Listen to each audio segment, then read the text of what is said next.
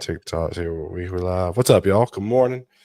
Good morning. Good morning. I'm on day 7 of battling this cold virus. It's actually a virus. It is not a cold.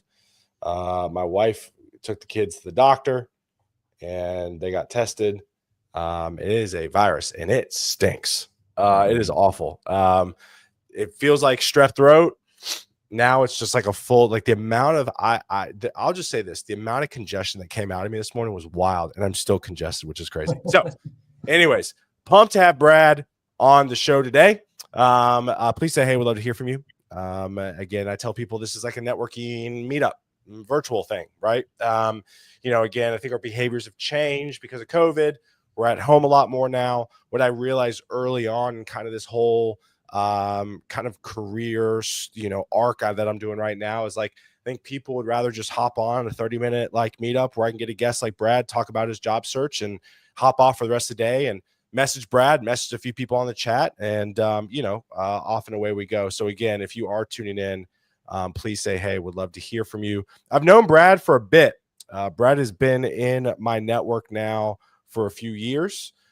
This is the first time we've gone live, so excited to have Brad on. Before we jump into everything, I want to give a shout out to AppRight. I'm a part of their Heroes program. Like I always joke, I'm probably the only non-technical person on a technical Heroes program.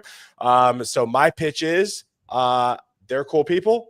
They just released something pretty cool. You should go check it out. It looks fun. So that's my pitch. Next thing, we're doing a bunch of stuff in the Torque community. So go check us out, torque.community. My guy Jason actually just pushed out a few releases to the webpage. It actually looks good now. So shout out to Jason for making our webpage look good. Finally, shoot me a text if you want to know when I go live with guys, with guests like Brad. That's actually me. It's not some AI number. So would love to have you. Let me know. All right. So for starting to get people tuned in, I forgot to send some text out. So we're slowly getting some trickle in this morning. But enough of me yapping. Brad, let's give the people what they want, man. Just who are you? What do you do? And we'll go from there. Yeah, awesome. Well, thanks, Taylor, for having me. It's great to finally connect this way. I feel like we've chatted over a long period of time, but then not chatted, right? And yeah, I know. Had these kind of conversations, so it's fun to do this. So appreciate you having me on. Absolutely. So IT leader, have been an IT leader now for 15 years plus, primarily in, I'll say, the startup private equity scene, sure. Which by itself has its own sort of challenges and churn, right?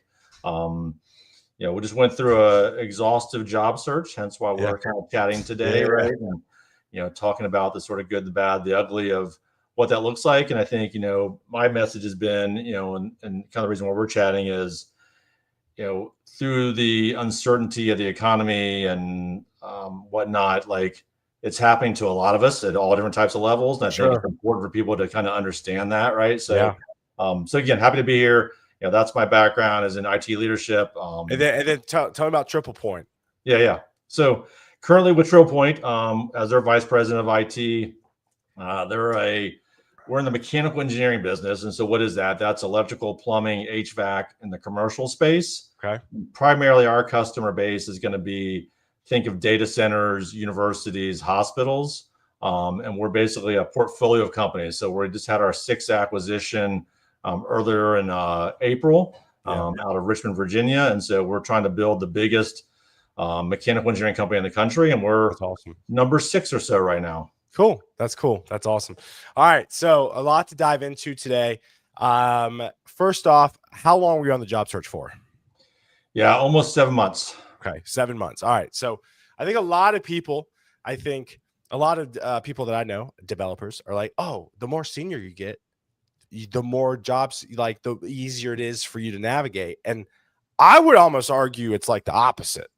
I would argue that with greater risk or greater reward comes greater risk because it's a lot harder to find on your level kind of that perfect fit. So, man, talk about what worked for you, right? Or how about, let's not even do that. Let's talk about what did not work. Let's start there. We always start with what works. Let's talk about what did not work. Yeah. So I think, probably like a lot of us in that job search market, like it's very easy to take the easy path, i.e. LinkedIn job postings, apply for a job, kind of apply and forget it. Yep. and really, as I probably already knew that going into it, but I think kind of to your point, like, not that I thought so highly of myself, but like I thought I would find something pretty quickly. Yeah, And dude, so you're a senior dude. You yeah, got a great pedigree. You got a great exactly. background. Yeah, Yeah. you get into that rhythm, and I'm like, okay, I'm applying for jobs. I've applied for 50 jobs. I should be good to go now, right? And really nothing, crickets, right? And so I think what you find there, which probably no surprise to you, and maybe some in your community, is just that the ease of that has actually made everyone's job that much harder because Correct. Yeah. I mean, heck, even when I look at applications now that I'm employed again for other people, like people apply for jobs that have no business applying for the job that they're applying for. And then there's people that really are so high level. I'm like, why are you applying for this job? Because this job is not a fit for your skill set because you're here, right? And so I think I fell into that rhythm of like the easy path, right? And, again, because historically I've had fake activity is what I call it, right? And that's why I say in my talk, like activity does not equal productivity when it comes to the job search. No, that's a perfect example of that, right? I think there's this idea that you're busy, you're doing busy stuff, right? And that busy stuff doesn't necessarily translate into results, right? So definitely, quickly found that was, again, probably not a big surprise, like did not work, right? I think also you take for granted like the networking, right? I think we all say, hey, networking. And I feel like I do a lot of networking, but at the same time, I think doing networking for networking's sake is not the same thing as networking from a job search perspective, right? And so I think you take for granted, at least I did, hey, I have this good network in the community I'm in, like between someone I know, I'll find something pretty quickly, right? And I kind of relied on that, at least at very early on. And so those two things clearly were like not the right path, right? And I had to, very quickly sort of pivot in terms of like, this is not working, right? So talk about, all right, so I'm going to let's talk about applying to jobs. What did you do to pivot from that? Like, all right, so you're in, I mean, 7 months is a long time, right? So, what was kind of like that? Was it would you spend 3 months kind of cold applying and then you pivoted? What was kind of that like? It was a combination of things. So I did have some good traction early on. So I think, again, kind of, for lack of a better word, I got kind of lazy. Like, hey, I got a couple of good opportunities, right? I don't need to, continue sort of this hardcore, search that I was doing, right? And so I think it was a combination of, I've applied for a lot of jobs. I have a couple of really solid leads. Went through a couple of different interview rounds. Like, I'm good, right? And so out of that, I found which a lot of people now find, right? Which is, kind of, again, the difference that people kind of anticipate at my level versus either low level opportunities or entry level opportunities is that I got ghosted, right? I got ghosted on some things, right? Didn't ever hear back, or I made it and I was runner up and really had no idea why I was runner up, like what happened for me versus the other guy or the other person, right? Like, so I think those were all interesting, kind of like, oh, wow, this is all right. So now I'm a couple months in, applied for a bunch of jobs. I've been a runner up twice. I've gotten ghosted. Oh crap! And guess what? Now it's the holidays. So going back to 7 months, it all started for me in September, right? And so my window was kind of September through November-ish, right? And so that was my sort of triggering moment of like, okay, I need to kind of totally pivot and really rethink the job search because we're going into a slow time around the holidays. Like, I need to really build something out so I have a runway. So when January hits, because at that point, I mean, I'll be honest, I kind of said, hey, nothing's happening, right? I'm not going to get a job offer between now and January because the market, everything shuts down. I mean, you had the election, you had a bunch of news on the job front in terms of the jobs report, you had a couple of interest rate cut announcements, like all that stuff is happening, right? So that was my sort of pivoting moment, was in that sort of October, November timeframe where I was like, okay, I've been a runner up, didn't get the job, haven't maybe been as forceful with the action, right? And taking that sort of more strong approach, and then kind of had to pivot. So what was you said you had some good momentum early and kind of lost it. I want to talk about that because I feel like that happens to a lot of people where it's like, hey, the LinkedIn announcement, I'm looking for a job. You seem to have a pretty active kind of network from your LinkedIn post. And what kind of gave you that momentum early on? Was it your LinkedIn, kind of your immediate network throwing you stuff? I think a combination of things. I think, like, especially again in the world that I'm in with private equity, there is a lot of churn, right? You might continue to kind of exit every 3 or 4 years, right? So in its nature, like, I won't say that I'm always on the lookout necessarily, but like, I think I always have, sort of ear to the ground. And as I hear things or people will say, hey, there's, so-and-so's leaving XYZ company. Like, so I think some of that helped me kind of, at least initially, like I wasn't like cold turkey. Like I think a lot of people that maybe go through a layoff or a job elimination or whatever are cold turkey, meaning they weren't prepared for it, maybe didn't see it coming, rightfully or wrongfully, but like then they have to go through the preparation of like, oh, I need to get my resume and my LinkedIn. Whereas I kind of just to some degree stay in that mode. Oh, really? So yeah. Really? So I think because of the market, I mean, I don't necessarily know that I'm really doing, not really sitting around like waiting, right? I'm kind of more like, I'm going to actively network anyway. I'm going to actively just get my resume updated. I'm always active on LinkedIn because I think it's important to be, but I also like it, right? I want to give back to the community. So I think those things kind of helped me when it first happened. It was like, boom, Brad's out of work. People kind of, that raised an alert for some people like, hey, there's a good person we know, a good candidate, good experience. Let's see what we can do. And there was that initial really heavy push by some people to kind of propel me, right? And so then it was busy. It was good busy, but like I kind of let it be enough, and maybe it shouldn't have been enough, right? No, it's so easy. I mean, listen, I mean, if you're interviewing, I mean, I've seen multiple people in my network on LinkedIn say, I have 3 final rounds. And then I see them 3 weeks later go, they all fell through. Yep. So I think it's really easy for human nature to be like, all right, I got 3 in the bag. One's going to hit, but the likelihood of that right now is just not the case. Yeah. I want to get to Nikhil's question. Once your profile started gaining traction, how did you deal with the ghosting or periods of radio silence from recruiters? Any strategies that helped you stay proactive or positive during that time?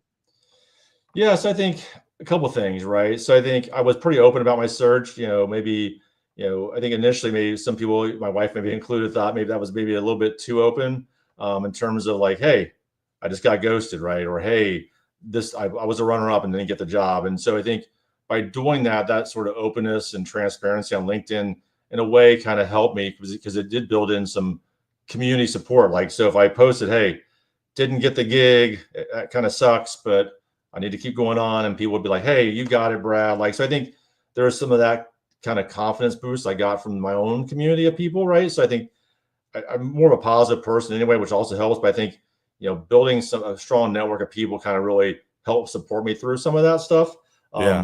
I think the ghosting, is hard. I think you start to get into a rhythm of like, almost like with some AI stuff, like you start seeing like the sort of typical trends of how things come through to you. So you start thinking what's real and what's not real. And so you kind of, again, be more stringent about your approach to what you're applying for and who you're talking to, because there is a lot of fakeness out there, fake accounts, et cetera. Right. So again, I think it was a combination of like, one, I'm trying to like take a pragmatic approach to like who I'm talking to and when, and being really kind of, is this thing real? Right. As well as, kind of put myself out there, right? Which I know is hard to do, Nikhil, like, but that's what I did. Like try to put myself out there so that for the most part, what I got back in return from that was very positive community response, as opposed to, judgmental or questioning. And even the ones that did, I think I took some opinions or questions from people like, hey, it's kind of weird. Like, why that happened to you? Like, and it was a fair question, right? Like I often had to rethink and kind of look deeply inside myself to think like, okay, what is this? Like, what did really happen, right? And help me analyze it. So, again, that's the way I approached it. But easier said than done for sure. So let's see here. I got some people saying that they just got the notification that we were live. So we got some more people trickling in. So again, please say hey if you're just now tuning in. All right. So had some momentum, got lazy. Went to maybe some easy apply stuff that stopped working. Holidays, election. I mean, you're probably freaking out at this point. Yeah, I would definitely say when you look. So I think I posted one time. Someone asked me because they were curious about like, okay, well, how many jobs did you apply for? And I think I forget the number was. It was somewhere like the 700 jobs to 1,000 jobs I applied for. And I think to your point, I did get into a point in time where I was like, I've never been out of work this long. There's a lot of factors that are not helping me through this process. I need to think through like, do I need to take something less or something different, right? And so, I probably upped my application process in terms of jobs that maybe not were the best fit for me, right? So I did get into some of that sense of, and it wasn't even like, I'm lucky in that it wasn't necessarily all financial driven, right? So my wife has a great job, we been smart about our money, so it wasn't even so much that. as much as it was also my personality as just such that like the sitting around and the sort of mundane day to day, like, checked off all the honey-do list stuff. Like there's only so much of that, right, you can do. And so, you get around the holidays and here in the Midwest, like, that can be a gray, dark time as well. So like, it definitely hit a moment where I'm like, wow. And in fact, that's at that moment, what happened for me in a good and bad way was I had an opportunity that I ended up turning down out in California because I went out there, we house hunted. Oh, wow. The pay was where it needed to be to kind of make it work, although we still were sticker shock by pricing. But like ultimately, between my wife's job and my stepkids, like that move was so monumental. We just couldn't make it work as much as we tried. Like we tried to say, hey, look, I'll take the role. I'll live out there by myself for a year, and then they'll come out in a year from now when my stepdaughter graduates from high school, et cetera, et cetera. But like, we just could not make it work, right? Yeah. But again, I think the good and bad of that was like, wow, like I'm valued on the coast and somehow maybe not valued in the Midwest, right? And so it was a weird kind of like moment. And again, the pay was like astronomical, like versus what I was making. So it was like, how do I kind of understand that and make sense of that? And what I did kind of take away from that was like, hey, again, reminding myself, like, hey, Brad, you're good. You got a good skill set. Like you got a good network. Like this is not the time to like pause. This is not the time to feel sorry for yourself. Like instead, what I kind of chose to do was like say, hey, look, and I did purposely at that point in time say, I'm taking a break. It's around Christmas time. Like I'm just going to basically just pause the job search completely for a few weeks, enjoy my family time, kind of, again, take that as a somewhat momentum builder going into January, and then hopefully with the new year and the election behind us, and sort of boom, try to like really focus my search again in the new year. So I love that. All right, so you are pretty active on LinkedIn. You have a pretty good community.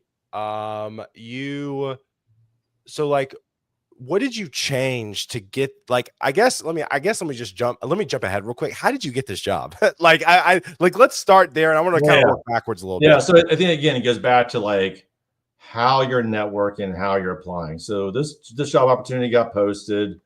Then it got posted on LinkedIn. That, again, I'd already made the conscious decision months back now to say, like, when I see a job posting, I'm absolutely not applying on LinkedIn. I'm going to go right to the job site, the career site itself. On the company's page. Yeah. Like, love that. Because again, I at that point, I'm thinking to myself, I'm reducing the candidates they're looking at from, because then you start thinking about like, how do the recruiters get and see these jobs, and who is getting and seeing these jobs, right? Like, so then I started thinking that number of people applying directly is far smaller than the vast number that are applying to LinkedIn. And so, kind of just, hey, I'm playing the numbers game, right? So I did that. I started actively networking. And when I say actively networking, so like I'm searching out people at the company that would be relevant, or I would guess be relevant to the position. Like, so I'm trying to connect with the CEO, the CFO. And so kind of back to your exact question, who I connected with? I connected with a board member of the private equity, who then responded with, oh, that's interesting. Because again, not only did I connect with him, I also, my communication was very specific. Hey, you like just hit them straight in the mouth of what you can do and what you've done and stuff. Kind of, but I did it in a way that resonated with him. So I know he's a board member. I know he's associated with the private equity. I said, hey, this is my 6th private equity opportunity. Here I work with Carlyle, Bain, Stokes, blah, right? Things I knew would resonate with him. And then also kind of anything else I thought was relevant to the position. So I've obviously been an IT executive. I have some other semi-related construction experience, right? And that's what again, very focused message to him. And he responded, right? And so once he responded, I said, okay, let's build a communication line, start having some conversation. Eventually that led to, hey, send me your resume, right? I love it. Step one, but that was in January, right? So I didn't get this job until March, right? So that was in January. So like, it still required me with follow-up to him and to others to kind of keep that momentum going. Like, it's almost like I sparked the fire, but like I need to keep feeding the fire, right? Like, not enough to break the spark, right? And so that's what kind of eventually got me to like get through the process. And I think, again, things I would say I changed in the search that I think helped me ultimately for this job was everything I did was very specific to the job, meaning like I could say, hey, I've been a CIO before, but like, does that Like matter there's so much specifically? that comes Yeah, into yeah, play with yeah. that. Versus like I started thinking through what are their problems? Like you have 6 portfolio companies. Okay, I've had 5 acquisitions at my last, private equity. So I started connecting those dots in a very meaningful way to the point where it's almost like you can't ignore me. Like, I Yes. am the guy, right? Like I am Yes. telling you, like I'm the guy. You can't say I'm not the guy because here's all the stuff that you need. Here's all the stuff I've done. Um, and then I do things like when I start getting that much momentum, like the one thing I always do, I think is also a big game changer for people maybe to hear is like, and maybe people do it, maybe they don't. Maybe I'm naive about people doing it, but like I do a sort of requirements to experience sort of mapping, Okay. and I proactively send that to them. Like I don't wait for them to ask me questions. Like I proactively say, here's the job requirements. Here's all the stuff I've done related to this thing specifically, Ooh. almost as So like a like, proactive like presentation, like to them to say, yeah. you Is it want to a understand. document or is it like It is. literally It is a a PowerPoint? document. It's It's a typically a document. 2-column document where I have Wow. job requirements on one side and sort of Brad's experiences on the other side, and it's very, very specific to the job. Because everyone says tailor your resume, tailor your cover letter. Absolutely, but I think people there when they hear tailor, they're thinking about certain tweaks. I took it to the next level, which was what I did was specifically for the job, line by line by line by line. Again, to the point where I'm like, you can't ignore this. Like, Dude, I love this because I tell people like slow down to speed up. Like you have to be this intentional in the job search right now because otherwise like just editing your I feel like there's levels, right? There's like, let's just mass apply.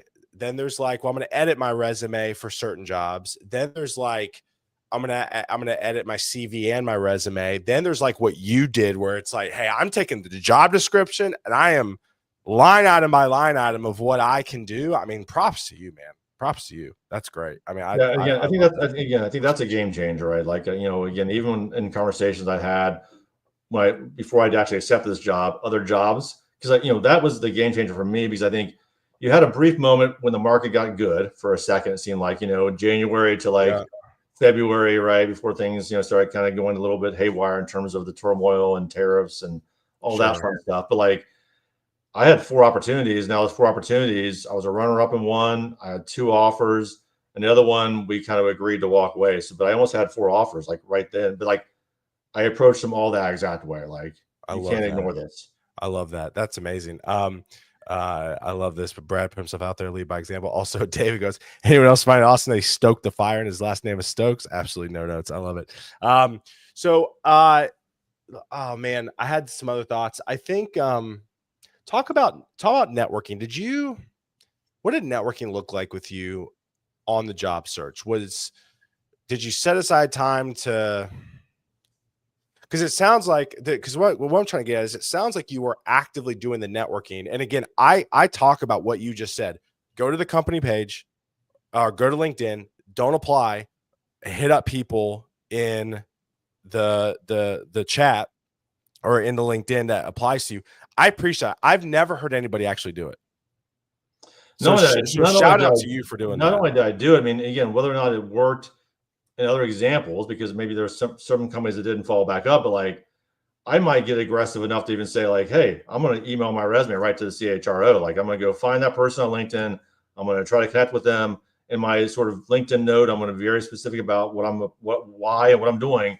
And then boom, here you go, my resume. Like Yeah. again, can't ignore, right? I mean, maybe a little bit too much, maybe perhaps, but like again, I feel like that was kind of where I was at from a mind set standpoint. But again, that was my approach. And again, I think to your point, you mentioned yes, you got to do the networking and the resume tweaks, but I think it is trying to figure out what that next level of differentiation is. And like for me, it became partly that sort of job description requirement document.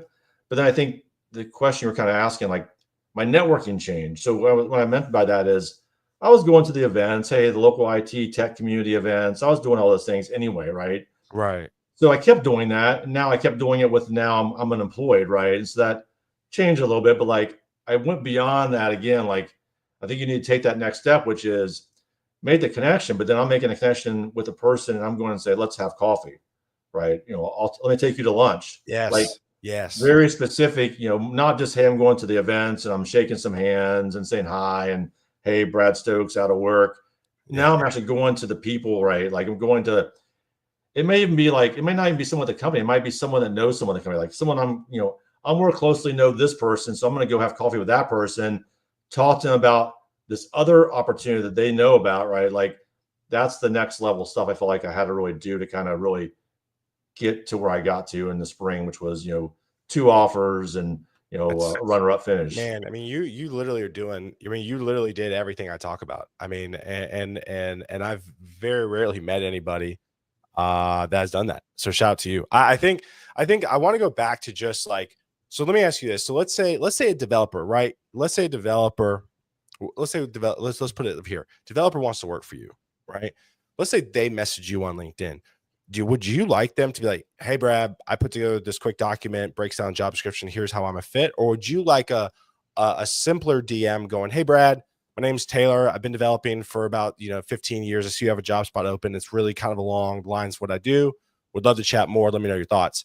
Would you like to be just hit with the wall of information from the get-go, or would you like a little lead up to it? I think it's a mix of both because I think the problem with maybe the first, example of like just a reach out is there's not enough to hook me, right? Like, hey, I'm a developer that I can do this. It's not enough. Like, I mean, I probably get like honestly 100 messages a day, right? So like that's not going to stand out for those 100 messages. Same time, like if I get bombarded with a bunch of documents, like I may ignore that too because again, I get 100 messages a day. So it has to be kind of poignant enough where you're like, hey, I'm a developer.